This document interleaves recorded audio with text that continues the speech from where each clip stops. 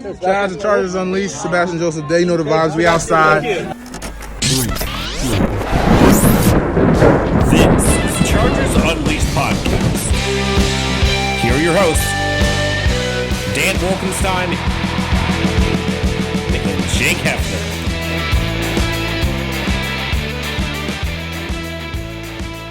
Welcome to another edition of Chargers Unleashed. Jake Hefner and Dan Wolkenstein here with you from the LA Football Network. Today's show, of course, is being brought to you by BUSR, Charger Bolt Family, and Rock Solid Sports Memorabilia. If this is your first time tuning into the show, make sure to hit that like and subscribe button on YouTube. You can also follow us on Facebook, Twitter, Instagram, and Spotify and Apple Podcasts. Dan Wolkenstein, we felt good coming out of the joint practices with the Cowboys last week, you know. Thought we could carry some good momentum that we had in the first preseason games against the Rams. We definitely pointed out things that we wanted to see improve. And, you know, is not starting well. You know, let's just say, for lack of better word, none of that happened. None of that happened. The Chargers had a rough second preseason game, and we sit here today 4 days away from the third and final preseason games with, unfortunately, more questions than we have answers. Still a lot of positions up for grabs when we're coming closer to the 53-man roster. And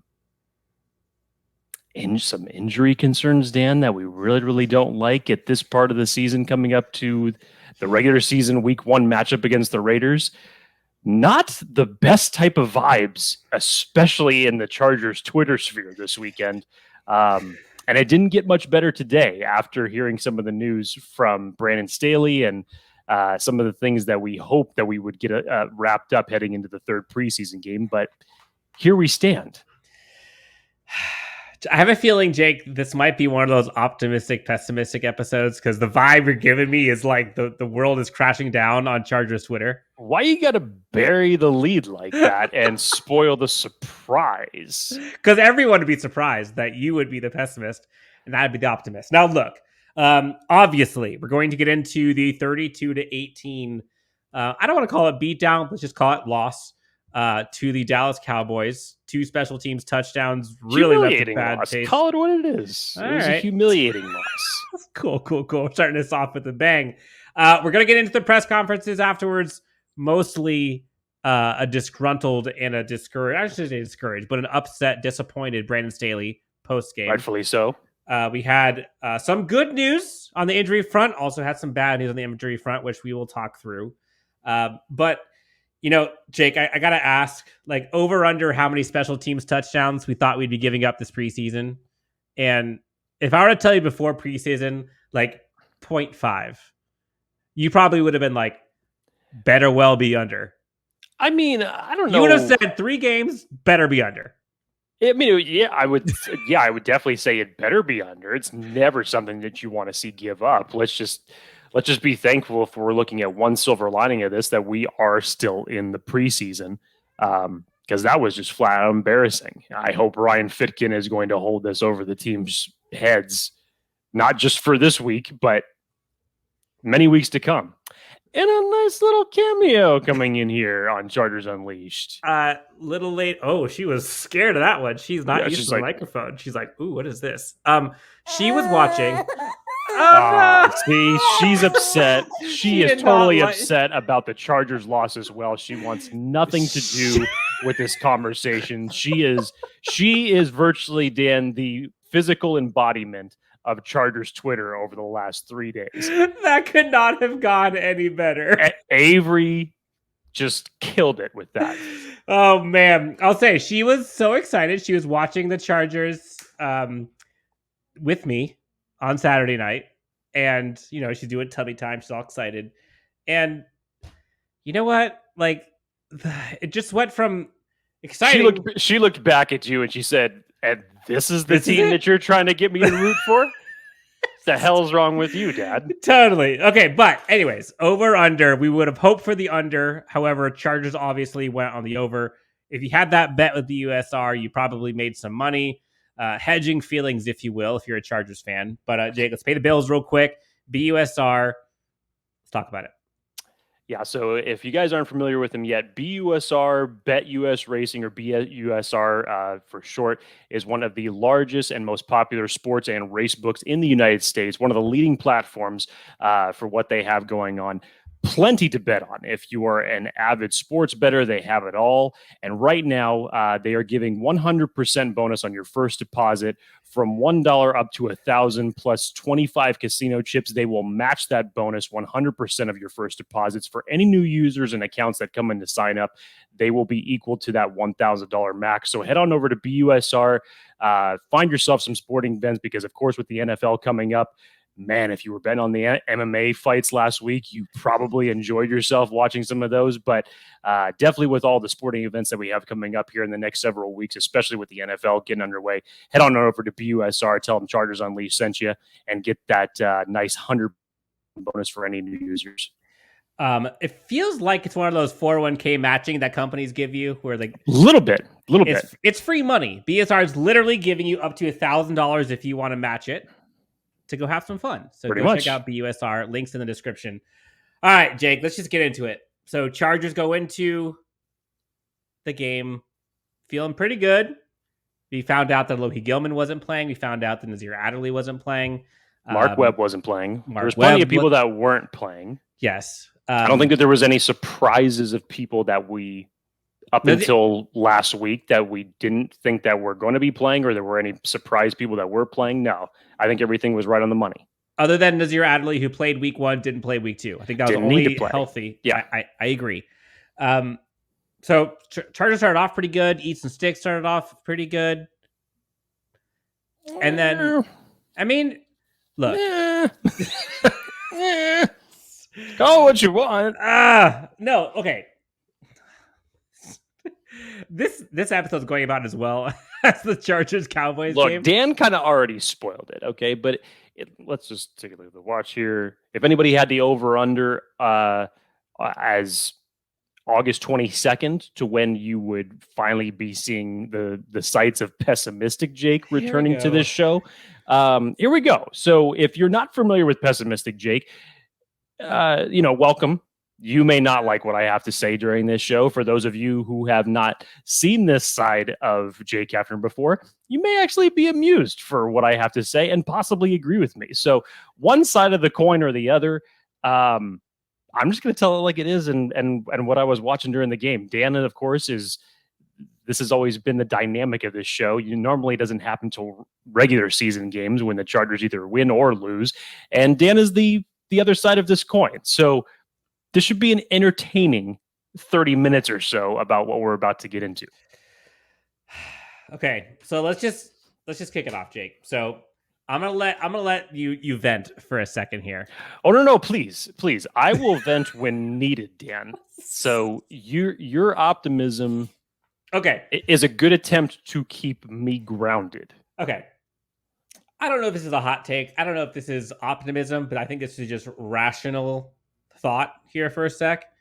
So Brandon Staley went into preseason telling everyone what his goals were of preseason. He wanted to evaluate the players that still needed to prove themselves, right?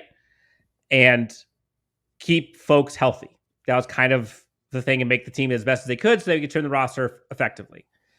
So one could argue that when you're seeing a player or players who are not performing, there's only going to be 53 guys on the roster. And currently there's 85. I guess technically there's 83, although because now I think they got rid of a kicker. And there's one other person I think they got rid of. It was a guard today, offensive lineman. But look, the Chargers literally still have 29 more guys they have to cut. And some of those you saw have poor performances on Saturday. This is kind of what we expected in the sense of players who do not perform well, who do not prove themselves, will get cut. Now, we hope that is actually truth. And we see the players that did not do well get cut. And we see the players that do well make the team, Michael Bandy.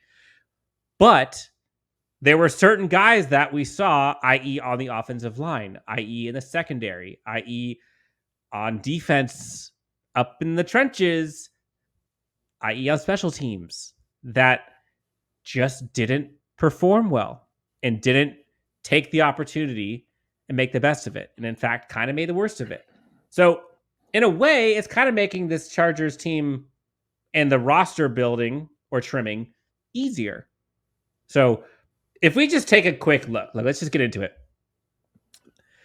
Some guys had bad days, and we all have bad days. So this is not us crap talking players or coaches, but people had bad days. Deane Leonard, bad day.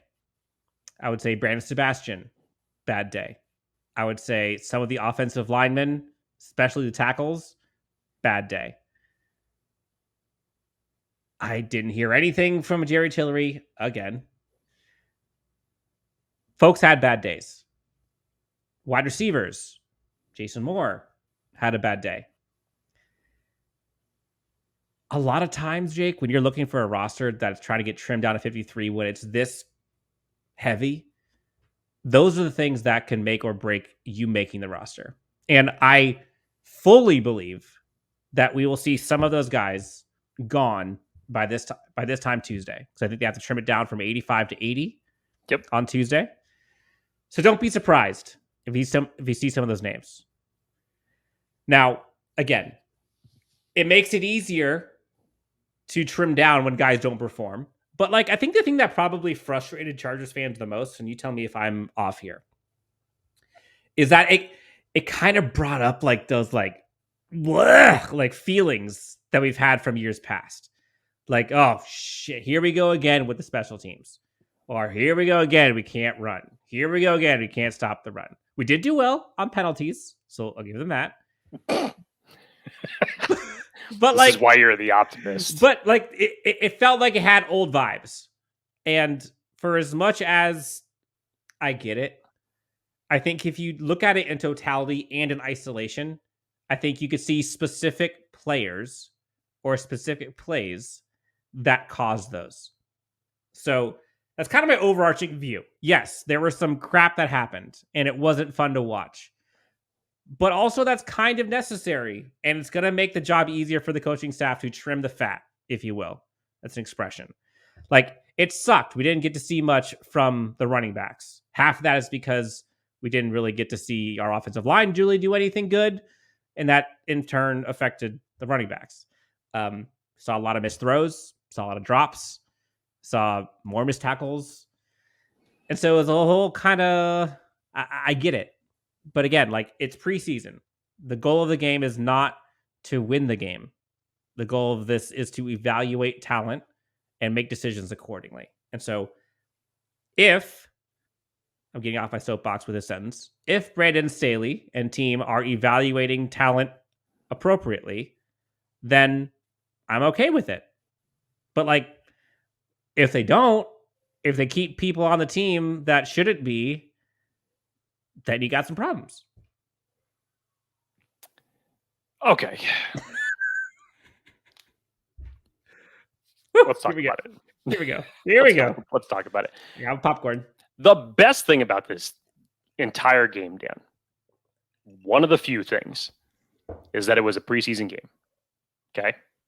Now, what we saw from the Rams game in preseason game number 1 and what we wanted to see build to the next week, to this past game against the Cowboys. Obviously, it wasn't flawless, but there were definitely a lot more good things that took place in week 1 than there was in week 2 by a landslide.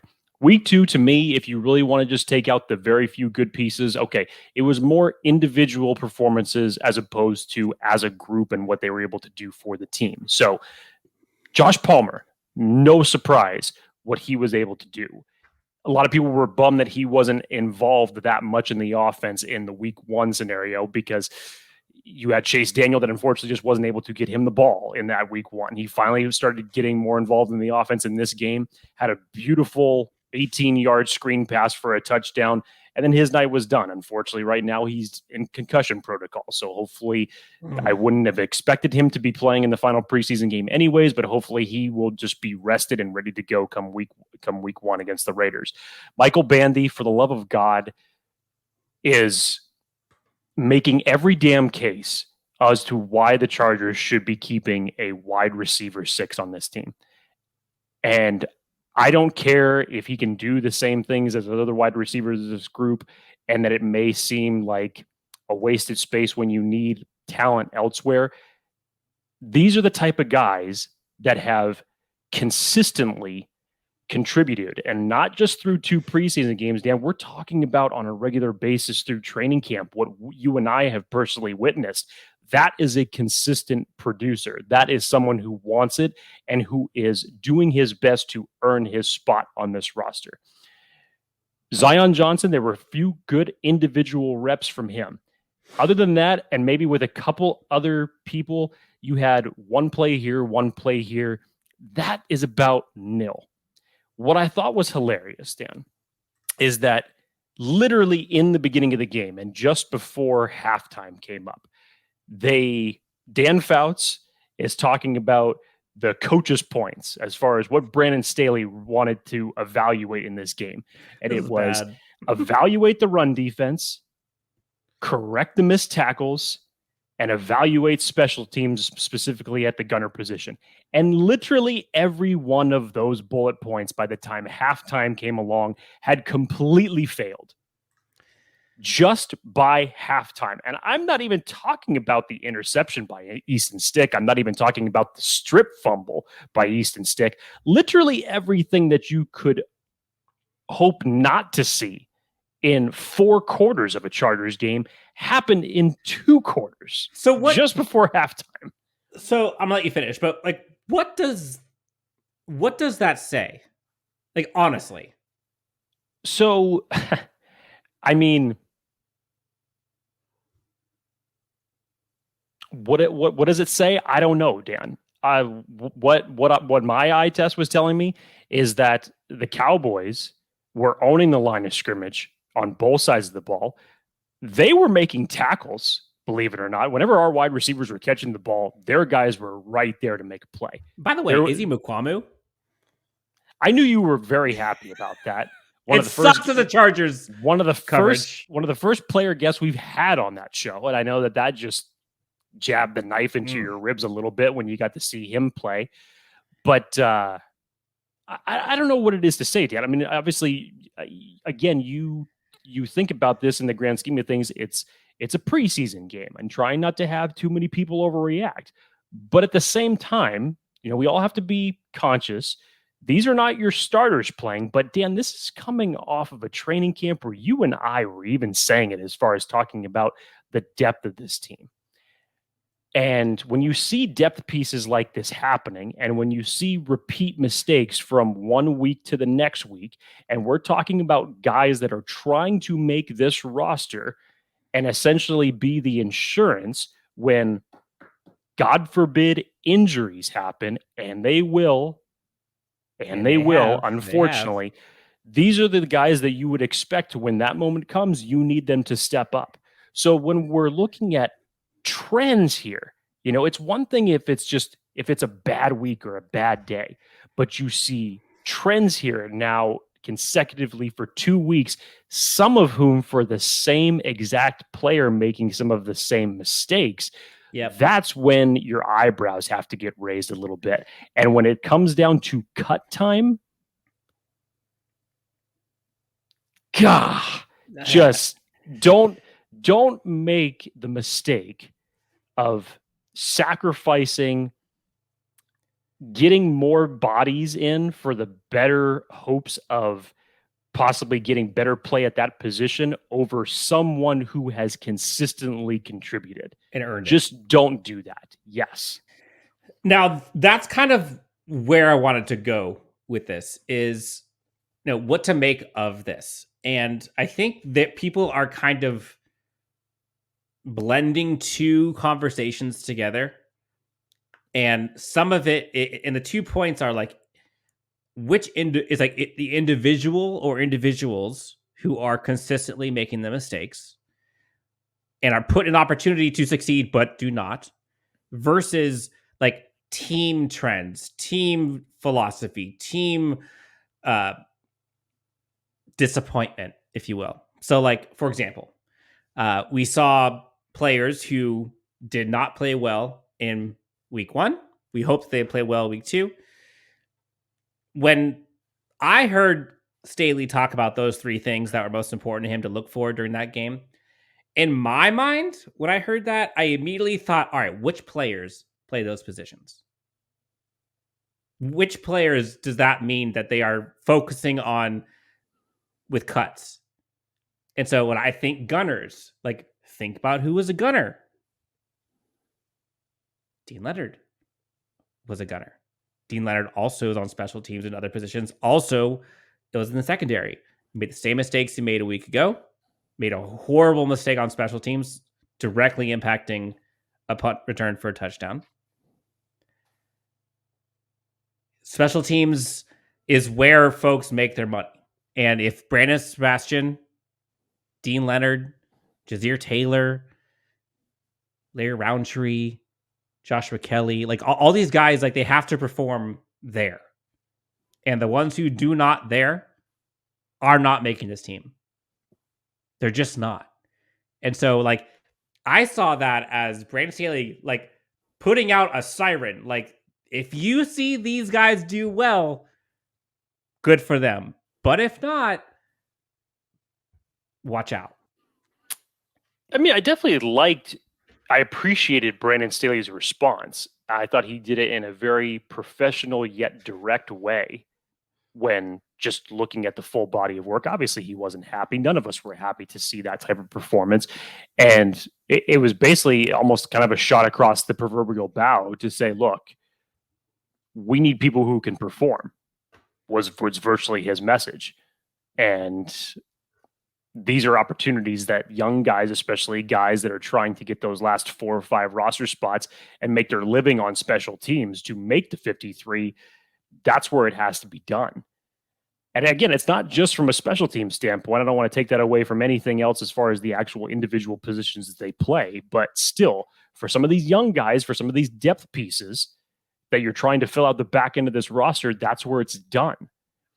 So I don't know, Dan. I really don't know. And you have now 1 game left to evaluate this on top of some veteran players that still have not gotten much of a chance to play.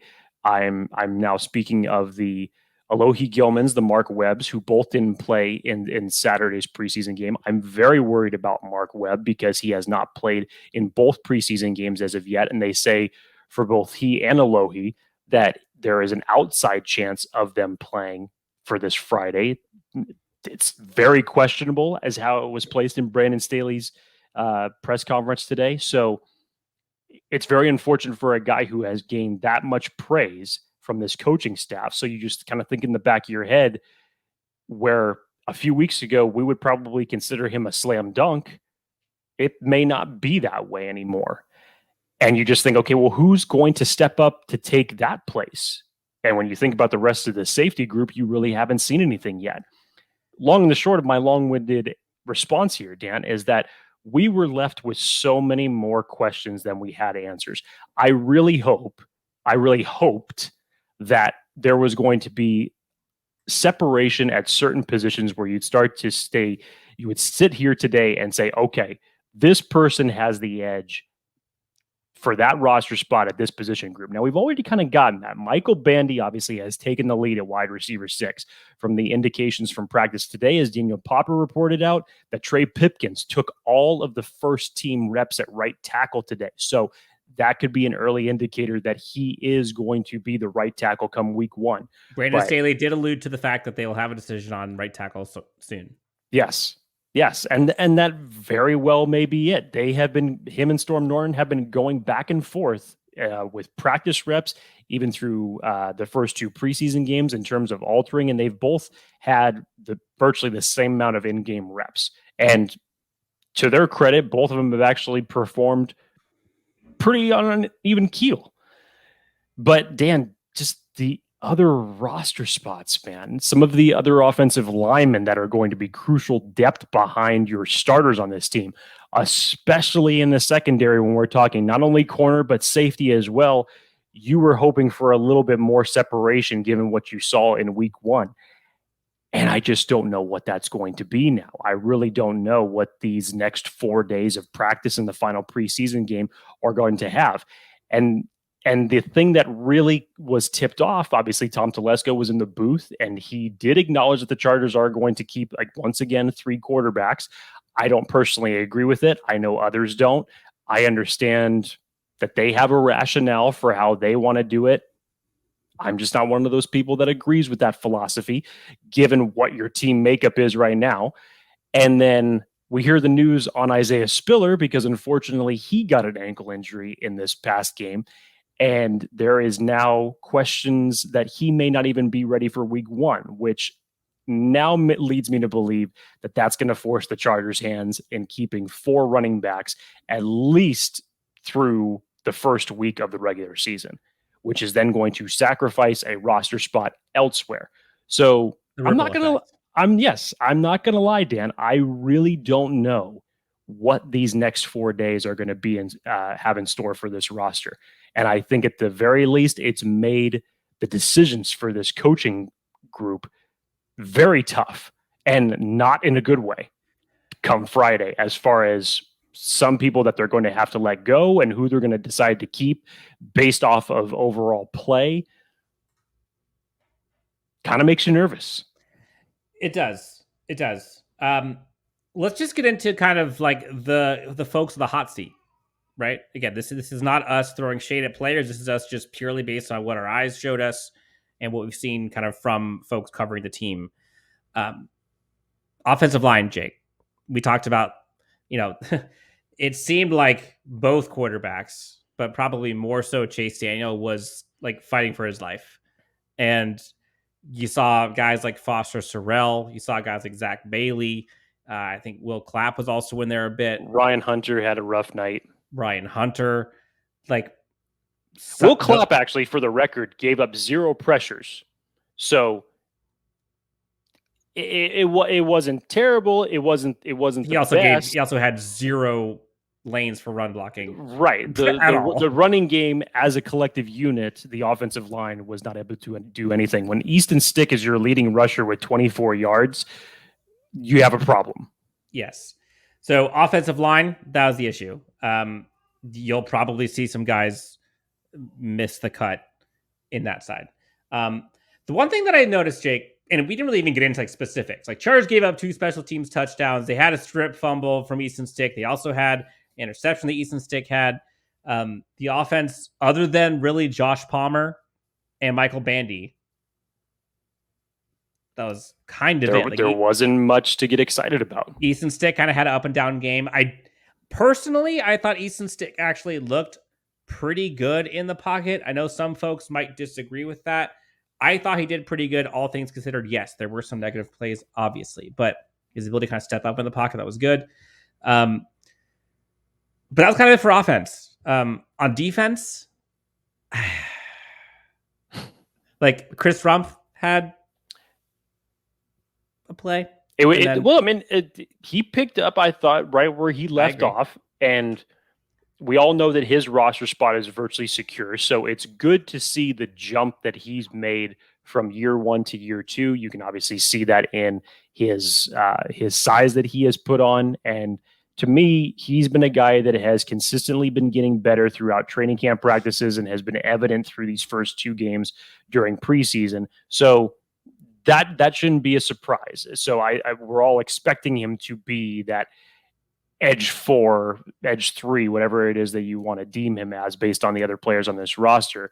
So that was good. Again, it's one. And if that was I don't think that was his only series that he was out there where he had that nice tackle for a loss, but still, it's just like you're slowly building on that consistency once again, getting toward the regular season. Yep. Receivers, again, this is another one where you'll be able to see kind of stark differences. For example, Michael Bandy and Josh Palmer combined went 12 targets, 11 receptions for roughly 150 yards and 2 touchdowns between those two. 8 for 8, 8 targets, 8 receptions to Michael Bandy, 4 targets, 3 receptions for Josh Palmer. Each of them have a touchdown. Jason Moore, on the other hand, Jake, do you know that he tied for the lead in targets with Michael Bandy? Each of them had 8 targets. Jason Moore had just 2 catches. That's a 25% reception percentage. I mean, the one pass that I thought that should have been academic catch for him. It wasn't. Let's just say the throw could have been better, that it didn't require him to jump up to grab it. But that's still a catch that he should have came down with and not bobbled before the defender came up and walloped him in the back. So that could have been a difference in. Keenan Allen makes that catch. Yes. Mike Williams probably makes that catch. Yes. The touchdown that he dropped, no bueno. So you're looking for like efficiency, right? Like there is a perfect example of very efficient Michael Bandy, Josh Palmer, not efficient, even when they're force-fed the ball, Jason Moore. Another guy, he kind of had a couple splash plays, Trevon Bradford, undrafted free agent. I think it was Oregon State is where he's from. It looked good in moderation. Like, it looked good in small sample size. But I also, we're talking Michael Bandy as wide receiver 6. Not a chance in hell Trevon Bradford jumps Michael Bandy. I just don't see how it happens. So, another guy that could possibly get cut. One thing that was interesting, Jake, did you hear Brandon Staley say none of the 4 running backs played well? I heard him say it, and it was valid, whether we're talking about Kelly, Roundtree, Marks, or Brown. That's accurate. The Chargers' running game got shut down. Was it their fault? I guess that's my question. No, it's a two-piece. It's a two-piece. Obviously, you have to have running lanes open to. There was nothing to go through. So yes, I mean it's always a collaborative effort. I mean, even LT says that he would never have broken all those rushing records if he didn't have those offensive linemen blocking in front of him. I get it. But Dan, at the same time, I mean, what do you want? We're talking about a group of individuals here that are fighting for roster spots. So if it's not going to happen in the running game, where else is it going to happen for them? These other dudes still do play special teams. Let's not forget that. It's not like they're just out there in the offense. So find a way to make a play. True. One guy on defense, Jake, I think folks were calling out. You saw a lot of, and also you saw a lot of him on the field. Brandon Sebastian on defense, undrafted free agent, I believe, out of Florida State. Lot of playing time. Yeah. Didn't do great. Do you agree? It's the two roughest, or the 2 players that the last 2 weeks have been the roughest on, no question, is Deane Leonard and Brandon Sebastian. No question. So those 2 guys, I think, are the hot seat.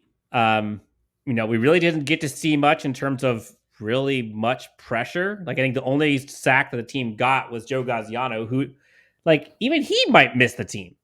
And he's actually performing pretty well. Leading tackler was Brandon Sebastian, crazy enough, followed by Amon. JT Woods was tied for 3rd, I guess, with Nick Neiman and Carlo Kemp, each with 3. Jamal Davis and Dame Lloyd, I thought both played pretty good. But there really wasn't much. Morgan Fox, I actually liked Morgan Fox on Saturday. He had that great run stop down by the goal line before the Cowboys ultimately ended up getting a touchdown. It was a great play by him. Jazir Taylor had a good day. Yes. Jazir Taylor had a good day. Jamal Davis had a good day. Obviously, we talked about Chris Rumpf having a good day. Gaziano had a good day. Cole Christensen actually had a pretty good day too. The one guy who's had actually a good day kind of back-to-back is the linebacker, Jake, Tyreek Maddox-Williams. I don't think he makes the team just purely based on numbers, but he's done pretty good. But okay, enough of I think what's frustrating is folks want to have all the answers, and they want to have everything solved, and they want to have everything perfect with players who are not going to be on the team, and players who literally are just not suited for NFL rosters. And they attribute that to the Chargers are the same old Chargers. The Chargers have no depth. The Chargers special team sucks. The Chargers still can't win in a 2-minute drill. Like, I don't think that's the case. Like, literally half the team that is going to be starting, that's going to be playing on this team, is not even wearing cleats. And you're expecting these guys, roster positions 54 through 85, to blow your socks off. There's only going to be a couple Austin Ecklers in preseason. And like this preseason, I would say it's Fehoko, Jamal Davis, Michael Bandy, Damon Lloyd. Those are probably the 4. But none of them got to the Austin Eckler, maybe Bandy, but even still, I don't think it's that. But like, you can't, some guys are going to suck. It's inevitable. Like, what do you expect? Like, is it fun to watch? No, but like, come on. Like, it's just, sometimes it grinds my gears. I see people just like ruthless about one player here, one player, then all of a sudden just like enveloping it to, oh, Chargers, same old Chargers. Like, I mean, no, and I totally understand who you're talking about, Dan. There are those Charger fans out there that literally hang on every single thing. Fire till let's go now. Yes, and think that the damn world has gone to shit, and that the days are numbered, and that there's no point in even playing the regular season. That's how doom and gloom they are. Now, as pessimistic and upset as I sound, I have not even hit that level. Okay, so let's not get it twisted here. My frustration comes from the same things happening 2 weeks in a row that you would hope that would get corrected. You would hope that the coaching staff would go back, and I'm sure that they did, and try to pound these things into, these young guys' heads to say, look, we have to correct this. We can't have these mistakes happening. And but if they don't, yes, again, the saving grace here is that it's preseason and these are depth guys. So again, eventually they're going to learn. Unfortunately, as much as some people would like to see it, roster spots 1 through 53 are not all going to be all pros. That's just not. It's not how the NFL works, and that's true for 32 teams that all have that damn problem. Unfortunately, if you're a Dallas fan, you thought quite the opposite with your 2s and 3s, the way that they were out there performing. So you were hoping for a little bit of a performance like that. But Dan, this is what, again, really frustrates me and what worries me.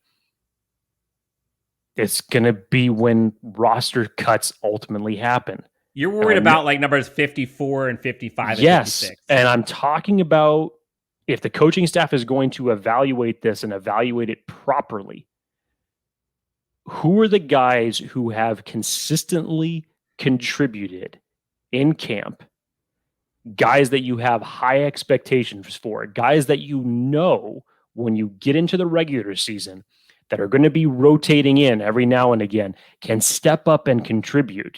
Guys that we have seen last year do it, guys that we've seen during this training camp do it, have fought and earned a spot. And for other reasons, maybe from an aspect of injuries, questions for the overall depth of the position, you can only keep so many. And some of these guys are going to be unfortunate cuts. And Dan, I feel like, I don't like to go back to last year with a certain player that we saw cut, but this may be another one of those moments where come this time next week, we're not going to be happy with a certain name. I don't know who, and I'm not speculating on who. I guarantee it. I'm just saying we're going to be unhappy with 1 or maybe 2 names that end up off of this 53-man roster next year. And that's what worries me. It's tough because I think if the Chargers keep 3 quarterbacks, like there goes one of them, which is probably going to happen. They're probably going to keep 4 running backs. So there's another one. Which, because there's possibly an issue going on with Isaiah Spiller. He is injured. I think it's an ankle situation. questionable for week 1. We're not sure how long it's going to go. Good news is we still have like 2.5 weeks until we get to that point. Yes. So there is time. You're in a little bit better of a situation at linebacker right now because we did have Kenneth Murray return to practice today, essentially on Monday. He's obviously not going to play in this upcoming preseason game because he has a very quick ramp up period that he needs to get on. And hopefully he's been having a lot of those mental reps so that he can be ready for the week 1 game against the Raiders. But guys like Damon Lloyd, Dan, that you and I have seen, he was second on defense in tackles last week against the Rams, has definitely flashed consistently throughout practice. Agreed. And that is a position that I feel like you need some of the most insurance in. And then Mark Webb, Alohi Gilman, both injured. Your secondary depth just all of a sudden is very questionable. So as we kind of wrap up, like I think that the part that is, I want people to keep in perspective. I know I use that word a lot, but when we look at this Chargers team a year ago, Michael Davis, Asante Samuel Jr., we had Chris Harris Jr., we had Tavon Campbell, we had Keelan Hall. Was that it? I'm missing someone? For top 5. Those are the top 5 guys. Chris Harris isn't there anymore. Michael Davis is now arguably CB 2 or 4. Callahan 3, so it's either 2 or 4, depending on where you want to put Asante Samuel Jr. Tavon Campbell now would probably be CB 5 on this team. Maybe 6, depending on Keeman Hall, where folks see Jazir Taylor. Like, it's a very different team that we're looking at in the secondary. So when you're seeing guys like Brandon Sebastian or Deane Leonard getting exposed or having mental mistakes or lapses, like, you're literally looking at the guy, if he makes the roster, is going to be CB 6 or 7. That in order for you to see that player, a whole bunch of guys before him have to go down. And before, that was like CB 4. Now you're back to like CB 6, 7. So like, chill a little bit. And since you are on this topic, on this position, Dan, there's one guy obviously that we haven't brought up.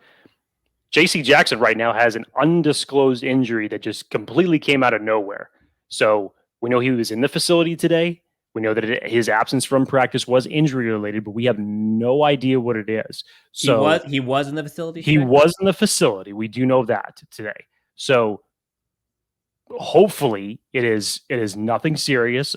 We know how Staley likes to treat injuries and err more on the cautious side. And normally people have been trying to connect the dots because obviously Staley had talked before practice today, and they felt like if it was something serious, that he would have brought that up when he had disclosed the other injuries. But it's still just, it doesn't make you feel easy, Dan. One of your biggest free agent signings and a guy who has definitely came to play during camp thus far multiple times. This looked good, obviously. This was a catalyst to the reinvention of your secondary. And now look where we sit. Again, not trying to make any indications on what it could be. We could be sitting here tomorrow and the news could come out that it's nothing serious, and God help me, I hope it does. But it doesn't make you feel good about it, Dan. It doesn't make you feel good about it. I agree. And look, I don't think anybody is happy with the performance that we saw on Saturday, Brandon Staley included. But like I said, there were some bright spots, and this is kind of part of the process. And if you're going into it expecting the Chargers to, I think I saw a bunch of people giving flack to Staley for deciding to have Easton Stick throw it to Larry Roundtree on like a fade route in the end zone on 4th down. I'm like, it's 4th down in a preseason game. They're evaluating those two players. Like, that's what they're not trying to score a touchdown. They're trying to see if those two guys are trying to make the team. If you look at it from the lens of every one of these plays is an opportunity for the coaching staff, for the management team, for the players to evaluate themselves. And then, did they do well or not?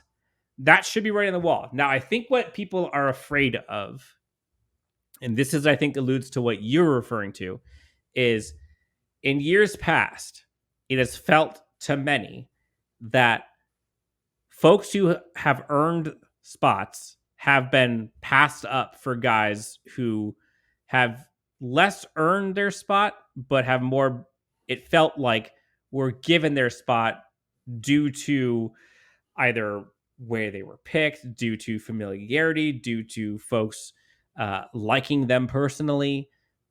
And so you saw all through the offseason this year, Brandon Staley kind of talks about like competition, and people are going to have to fight for their jobs here, and it's not going to be comfortable anymore. If we see it again, I think that's where folks are going to get pissed. So, like, if we want to talk specifics here, I think the folks that people are very high on, Michael Bandy, obviously. Fehoko, I think, is another name. Damon Lloyd is the third one. Jamal Davis is probably a fourth one. Those are probably the top four. So if any one of those four guys don't make this team, people are going to be pissed. And I can promise you, not all of them are going to make it. I shouldn't say I can promise you. I'm pretty damn sure that not all four of those guys are going to make it. It's just really hard for those guys to make it when your roster's already set. But if you see guys like Jerry Tillery make it over them, who, according to our eyes and according to everything that we've seen at training camp and in preseason, has not outperformed some of these other guys. If he continues to make it, that's going to piss people off. I know the 3 quarterback thing is going to piss people off, but like, just accept it. Accept it. Who else do you think that Chargers fans are like, I swear if blank make this team over, I'm going to lose it? We talked about Tillery. Sure. Like, sure. Like, what other guys on the team are you like, seriously? Fehoko, to me, has already solidified his spot, and it's not even close. Agreed. It's not even close. Okay, I understand that Christian Covington, the veteran on this team at that same position, I know that he's trying to get his roster spot as well. We mentioned Joe Gaziano, whether it was this game or Dan, the first practice of training camp, he ended up getting, what was it? He got an interception. Yeah, it was a pick six. It's just like Joe Gaziano, just really when you need to play, is a guy who over the past couple of years that's been on this roster, he may not be the most consistent, but he'll show up every now and again. But Brennan Fehoko, from the road that he has had to go through and the improvements that he has made and the effort that he has put in, much like Michael Bandy, he's earned a spot.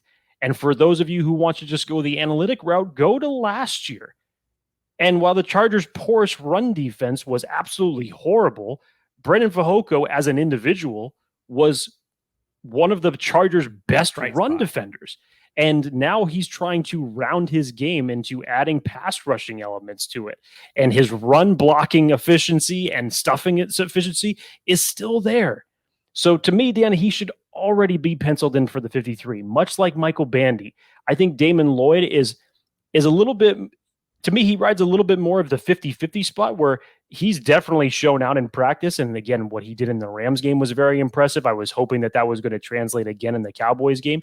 But to me, there's a little bit more insurance that is needed at that position. So he's one of those, where it's just like, okay, who's going to step up in here? And this was all a big question, obviously, with Kenneth Murray and when Drew Tranquill was out, and you're like, okay, who's the guys that are going to match up with Troy Reeder? We know we had Kyle Van Noy doing that for a period of time, but I truly believe that Van Noy is going to be one of these flex players that you're going to be rotating in between edge and inside linebacker. So who's going to be another guy that's going to step up in an emergency situation for that? And to me, Damon Lloyd's been leading that. Jamal Davis is another one that we have watched, and as a pass rusher, great strength, great build, great size for that position. And he's definitely flashed. So yeah, these are the top 4 guys, in my opinion, if we're talking about final 53. And I do mention Mark Webb because I really liked Mark Webb coming out of college, and what we saw from him early last year before he went down with his injury. And Dan, like you were just about to say, the coaching, the coaches had high praise for him as soon as we got training camp underway. And now here we are battling with another injury. Now, Mark Webb would be one of those where it would just be an absolute unfortunate situation because of the injury factor. It's not one of those that you could actually hang over the coach's standpoint. You would have to understand that at the end of the day, but you'd still hate to see it. So those 5 guys really are the ones that I'm rooting for, that I think have done enough during training camp. A couple of them have done enough over the last couple of years and have earned their spot, in my opinion, and are contributing football players come Sunday. I know it may not be the biggest body of work, but again, these are the type of guys we're talking about here. The wide receiver 6, your interior defensive lineman, say 4, your third or fourth safety, however you want to measure Mark Webb right now, next to JT Woods, and then your inside linebacker 4, your edge 4. But just these are the guys that have really stood out head and shoulders to me above the rest of these guys during camp and in the preseason games as well. It's, as you kind of peel back the onion, if you will, there's so many roster battles and positions and players specifically that you can get into. So like we haven't got into JT Woods. We haven't really got into the running back situation and who we're going to see in the third preseason. If there were 4 running backs, who do you want that to be? Like, we're going to get into all that later in the week. But wanted to just kind of go through an overarching hot topics of the weekend that was. The JC Jackson injury, anxiety level, where are you at with that? I'm kind of in the middle of the road. You know, I'm not not going to speculate on if it's something serious or not.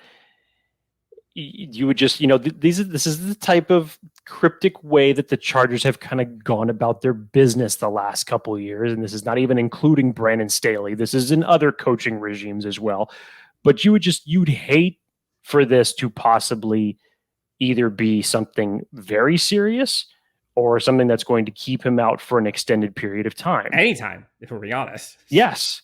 So I don't know, Dan. I'm still kind of middle of the road because something brings me back to it just to say to myself, if we were talking about injuries, which Brandon Staley was before practice today, I would have felt like even if it was something serious, which again, with the rest of the guys, he has talked about whether it's a soft tissue issue or a groin injury, a hamstring injury, whatever it may be, he's disclosed that.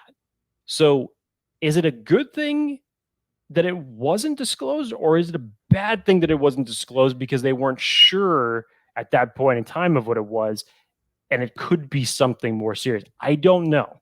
So I'm middle of the road. All I'm hoping for is that I don't know if he would end up, obviously he's not going to end up playing in the final preseason game, but I'd hope to see him out there practicing at some point this week. I don't know.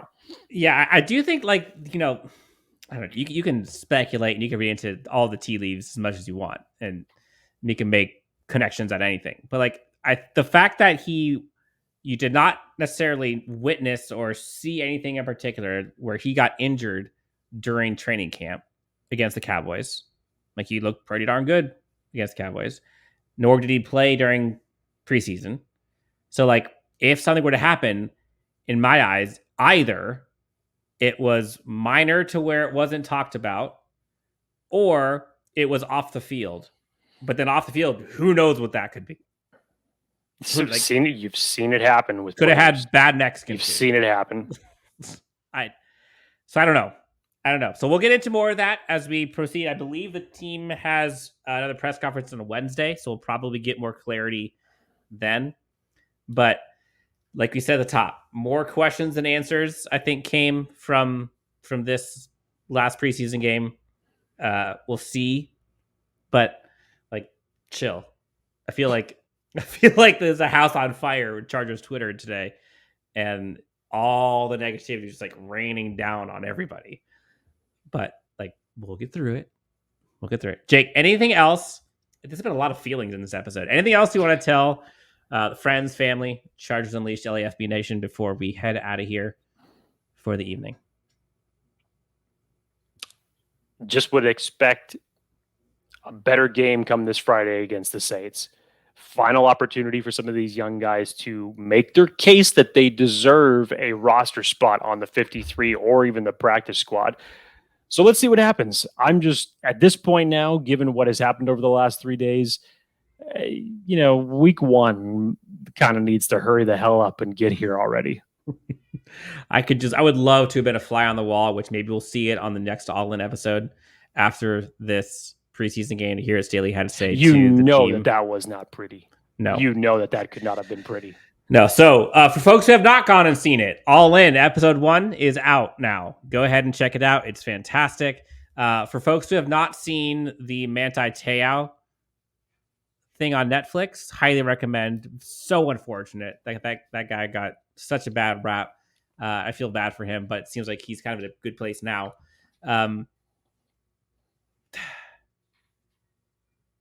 If you want any of your LAFB swag, go to LAFB Network, go to the shop, get 25% off, use the code UNLEAShed. See, Dan, it kind of got you too, dude. Look, you can't even sign off with your usual optimism now, man. Look at you. You're pausing thinking, did I forget anything?